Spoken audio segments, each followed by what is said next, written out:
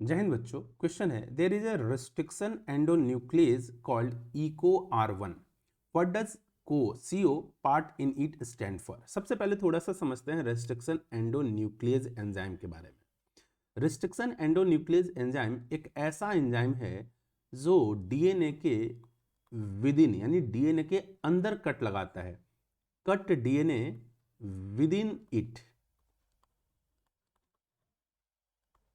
यानी डीएनए के अंदर कट लगाता है, लेकिन एक कट हर जगह नहीं लगा सकता, कहीं भी नहीं लगा सकता। एक कट डीएनए के एक स्पेसिफिक न्यूक्लियोटाइड सीक्वेंस पर ही लगाता है। स्पेसिफिक न्यूक्लियोटाइड सीक्वेंस पर ही कट लगाता है। और ये जो स्पेसिफिक न्यूक्लियोटाइड सीक्वेंस होता है ना, इसे रिकॉग्नाइज करने के लिए जिस सीक्वेंस को आइडेंटिफाई किया जाता है वो कौन सा होता है? पैलिंड्रोमिक सीक्वेंस होता है। पैलिंड्रोमिक डीएनए सीक्वेंस होता है।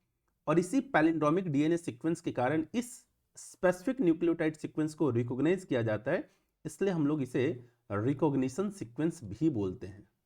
रिकॉग्निशन सीक्वेंस भी बोलते हैं, ठीक है।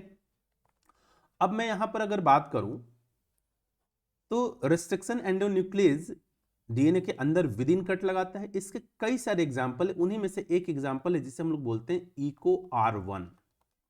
एक्चुअली ये जो रिस्ट्रिक्शन एंडोन्यूक्लियस एंजाइम है मोस्टली माइक्रो ऑर्गेनिज्म से ऑब्टेन किया गया है। ये जो इको R1 जिस माइक्रो ऑर्गेनिज्म से ऑब्टेन किया गया है उसका नाम है ई कोलाई, जिसे हम लोग बोलते हैं इश्चेरिचिया कोलाई। अब जितने सारे ये एंजाइम हैं इनका नोमेनक्लेचर जिस ऑर्गेनिज्म से ऑब्टेन किया गया है उसके बेसिस पर है।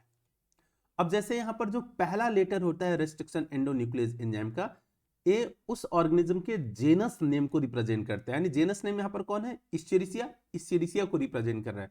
जो अगला दो लेटर होता है ये हमेशा स्पेसीज नेम को रिप्रेजेंट करता है, और यहां पर स्पीसीज कौन है? कोलाई। और अगला जो लेटर है ये हमेशा उसके वेराइटी यानी स्ट्रेन को रिप्रेजेंट करता है, और ये जो आखिरी में 1 या 2 होता है ये जेनरेशन को रिप्रेजेंट करता है, ठीक है। यानी क्वेश्चन में पूछा कि व्हाट डज CO को part in it stand for. एक किसके लिए? तो एक कोलाई के लिए। तो सही ऑप्शन क्या है? कोलाई।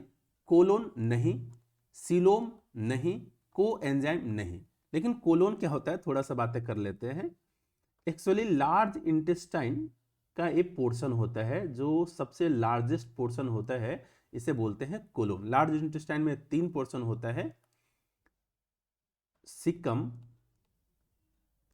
कोलोन और रेक्टम। और कोलोन वह पोर्शन है जहां पर मैक्सिमम वाटर का एब्जॉर्प्शन किया जाता है, ठीक है। तो एक कोलोन भी नहीं। सीलोम, सीलोम एक्चुअली एक ऐसा बॉडी कैविटी जो मीजोडर्म से लाइंड हो, लाइंड बाई मीजोडर्म। मीजोडर्म से लाइंड हो।